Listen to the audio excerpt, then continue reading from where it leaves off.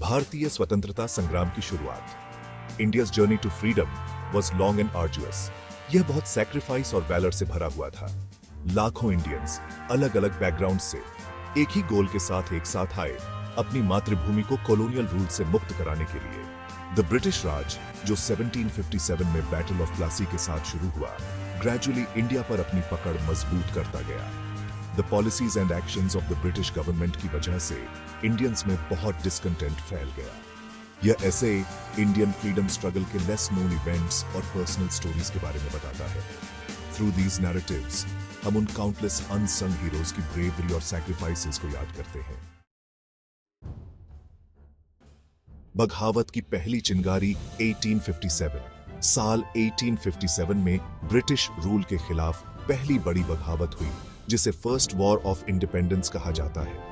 रानी लक्ष्मीबाई, तंतिया टोपे और मंगल पांडे जैसे leaders defiance और करेज के सिंबल्स बन गए। रानी लक्ष्मीबाई ऑफ झांसी अपनी फीयरलेस लीडरशिप के लिए जानी जाती है।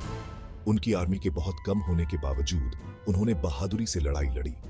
मंगल पांडे, जो British east India company army में एक सिपाही थे, सबसे पहले बघावत करने वालों में से एक थे। हालांकि यह रिवॉल्ट अल्टीमेटली फेल हो गई, लेकिन इसने ब्रिटिश रूल की वल्नरेबिलिटीज को एक्सपोज कर दिया और फ्यूचर मूवमेंट्स के सीड्स बो दिए। The legacy of 1857 was profound. इसने रेजिस्टेंस के सब्सिक्वेंट वेव्स के लिए स्टेज सेट कर दिया, जो इवेंचुअली इंडिया की इंडिपेंडेंस का कारण बने। राष्ट्रवाद का उदय, स्वदेशी आंदोलन। द अर्ली 20th सेंचुरी में स्वदेशी मूवमेंट का राइज हुआ, जो इंडियाज फ्रीडम स्ट्रगल का एक सिग्निफिकेंट चैप्टर था। यह मूवमेंट, जो 1905 में बंगाल के पार्टीशन के रिस्पॉन्स में शुरू हुआ था, बॉयकॉट ऑफ ब्रिटिश गुड्स और promotion of Indian made products के लिए जाना जाता है। बाल गंगाधर तिलक, बिपिन चंद्र पाल और लाला लजपत राय जैसे प्रोमिनेंट लीडर्स ने स्वदेशी मूवमेंट को स्पीयरहेडेड किया। स्वदेशी मूवमेंट में एक लेस नोन लेकिन सिग्निफिकेंट कंट्रीब्यूटर औरोबिंदो घोष थे। उनके न्यूज़पेपर वंदे मातरम ने नेशनलिस्ट आइडियाज को फैलाने में क्रूशल रोल प्ले किया। इस मूवमेंट ने सिविल डिसोबीडियंस और नॉन कोऑपरेशन के फ्यूचर कैंपेन्स के लिए ग्राउंडवर्क तैयार किया। गांधी जी का आह्वान, असहयोग और सविनय अवज्ञा। Mahatma Gandhi's philosophy of non violence and civil disobedience Indian freedom struggle का कॉर्नरस्टोन बन गया। द नॉन कोऑपरेशन मूवमेंट, जो 1920 में लॉन्च हुआ था, ब्रिटिश रूल के खिलाफ एक मैस प्रोटेस्ट था। गांधी जी ने इंडियंस को ब्रिटिश इंस्टीट्यूशंस से विथड्रॉ करने और फॉरेन गुड्स का बॉयकॉट करने का आग्रह किया। द सिविल डिसोबीडियंस मूवमेंट, जो 1930 में शुरू हुआ, एक और सिग्निफिकेंट चैप्टर था। द आइकॉनिक सॉल्ट मार्च, जहां गांधी जी ने थाउजेंड्स ऑफ पीपल को अरेबियन सी तक लीड किया ताकि वे अपना सॉल्ट खुद बना सकें। अनजस्ट लॉज के खिलाफ डिफायंस का सिंबल था। इस पीरियड की एक लेस नोन स्टोरी राजकुमारी अमृत कौर की है।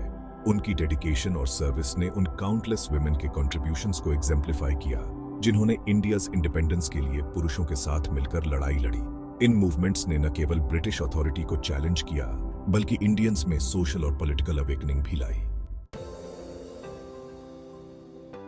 जबकि गांधी जी के नेतृत्व में सॉल्ट मार्च बहुत फेमस है, लेकिन इस तरह के प्रोटेस्ट्स पूरे इंडिया में हुए थे। तमिलनाडु में इस मूवमेंट को सी राजागोपालाचारी ने स्पीयरहेडेड किया था, जो गांधी जी के क्लोज एसोसिएट थे। राजाजी ने तिरुचिरापल्ली से वेदारण्यम तक एक मार्च ऑर्गेनाइज किया। सैकड़ों वॉलंटियर्स उनके साथ जुड़ गए और ब्रिटिश सॉल्ट लॉज का डिफायंस किया। उन्हें अरेस्ट्स, बीटिंग्स और हार्डशिप्स का सामना करना पड़ा, लेकिन उन्होंने डिटर्मिनेशन और रिजॉल्व के साथ अपना मार्च जारी रखा। दमन के बावजूद मार्चर्स ने सॉल्ट बनाना जारी रखा, ब्रिटिश मोनोपोली को तोड़ा और सेल्फ रिलायंस के अपने राइट का दावा किया। तमिलनाडु में दिखाया गया डिफायंस और यूनिटी का स्पिरिट नेशनल स्ट्रगल का एक माइक्रोकॉज्म था। यह लाखों लोगों का एक कलेक्टिव एफर्ट था, जिसमें हर कोई इंडिपेंडेंस के कॉज के लिए अपने यूनिक वे में कंट्रीब्यूट कर रहा था। इंडिया की ट्राइबल कम्युनिटीज ने भी फ्रीडम स्ट्रगल में क्रूशल रोल प्ले किया और अक्सर उन ब्रिटिश कॉलोनियल पॉलिसीज का विरोध किया जो उनके वे ऑफ लाइफ को थ्रेटन करती थी। सबसे नोटेबल ट्राइबल अपराइजिंग्स में से एक 1855 to 56 का संथाल रिबेलियन था। सांथाल्स, जिन्हें भाई सिद्धू और कान्हू मुर्मू लीड कर रहे थे, ने ब्रिटिश और उनकी ऑप्रेसिव रेवेन्यू पॉलिसीज के खिलाफ बेगी हावत कर दी। एक और सिग्निफिकेंट अपराइजिंग 19th सेंचुरी के अंत में बिरसा मुंडा रिबेलियन था। बिरसा मुंडा, जो झारखंड के एक ट्राइबल लीडर थे, ने अपनी कम्युनिटी को ब्रिटिश और लैंडलॉर्ड्स के खिलाफ मोबिलाइज किया। सेंट्रल इंडिया में गॉन्ड रिवोल्ट और वेस्टर्न इंडिया में भिल अपराइजिंग ट्राइबल रेजिस्टेंस की अन्य एग्जाम्पल्स हैं। ये मूवमेंट्स कॉलोनियल एक्सप्लॉयटेशन से अपनी लैंड, कल्चर और ऑटोनॉमी की रक्षा करने की इच्छा से ड्रिवन थे। इन अनसंग हीरोज की ब्रेवरी और sacrifices India's journey to independence का एक इंटीग्रल पार्ट है। वुमेन ने इंडियन फ्रीडम स्ट्रगल में एक पिवटल रोल प्ले किया और ऐसे न्यूमरस वेज में कंट्रीब्यूट किया जो अक्सर अनरिकॉग्नाइज्ड रह जाता था। मोस्ट आइकॉनिक वुमेन लीडर्स में से एक सरोजिनी नायडू थीं, जिन्हें नाइटिंगेल ऑफ इंडिया के नाम से जाना जाता था। वह नॉन कोऑपरेशन मूवमेंट में एक्टिवली इन्वॉल्व थीं और बाद में इंडियन नेशनल कांग्रेस की पहली वुमेन प्रेसिडेंट बनी। एक और रिमार्केबल फिगर अरुणा असाफ अली थीं, जिन्होंने क्विट इंडिया मूवमेंट के दौरान एक सिग्निफिकेंट रोल प्ले किया था। कस्तूरबा गांधी, जो महात्मा गांधी की वाइफ थी, ने भी एक क्रूशल रोल प्ले किया। विमेन का कंट्रीब्यूशन प्रोमिनेंट लीडर्स से कहीं आगे तक एक्सटेंड होता था। हजारों ऑर्डिनरी विमेन ने प्रोटेस्ट्स, बॉयकॉट्स और रेजिस्टेंस के अदर फॉर्म्स में पार्टिसिपेट किया। उनका कलेक्टिव एफर्ट्स और सैक्रिफाइसेस मूवमेंट की सक्सेस के लिए वाइटल थे। इंडियन फ्रीडम स्ट्रगल में कई यंग रेवोल्यूशनरीज का राइज हुआ, जो इंडिपेंडेंस के कॉज के लिए अपनी जान सैक्रिफाइस करने को तैयार थे। भगत सिंह उन मोस्ट सेलिब्रेटेड यूथ लीडर्स में से एक हैं। उनके डेयरिंग एक्ट्स, जिनमें सेंट्रल लेजिस्लेटिव असेंबली की बॉम्बिंग भी शामिल है, ने उन्हें इंडियंस के बीच एक हीरो बना दिया। एक और नोटेबल रेवोल्यूशनरी चांद्रा शेखर आजाद थे। अपनी ब्रेवरी और रिजॉल्व के लिए जाने जाने वाले आजाद ने ब्रिटिश द्वारा जिंदा पकड़े जाने पर कभी भी सरेंडर नहीं होने की कसम खाई थी। सुभाष चंद्र बोस, जो एक और प्रोमिनेंट यूथ लीडर थे, का कंट्रीब्यूशन भी उतना ही सिग्निफिकेंट था। यूथ ब्रिगेड में राजगुरु, सुखदेव, बीना दास और खुदीराम बोस जैसे कई लेसर नोन हीरोज भी शामिल थे। उनकी लेगेसी आज भी जनरेशंस को इंस्पायर करती है और हमें इंडियाज इंडिपेंडेंस के लिए किए गए सैक्रिफाइसेस की याद दिलाती है। 1942 का quit India movement Indian freedom struggle का फाइनल और मोस्ट इंटेंस फेज था।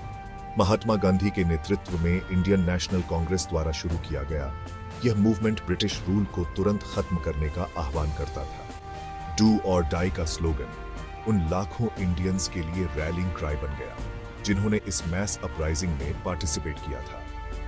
क्विट इंडिया मूवमेंट में एक लेस नोन लेकिन सिग्निफिकेंट कंट्रीब्यूटर उषा मेहता थी। उन्होंने एक अंडरग्राउंड रेडियो स्टेशन सेटअप किया था जो रेजिस्टेंस और यूनिटी के मैसेजेस ब्रॉडकास्ट करता था।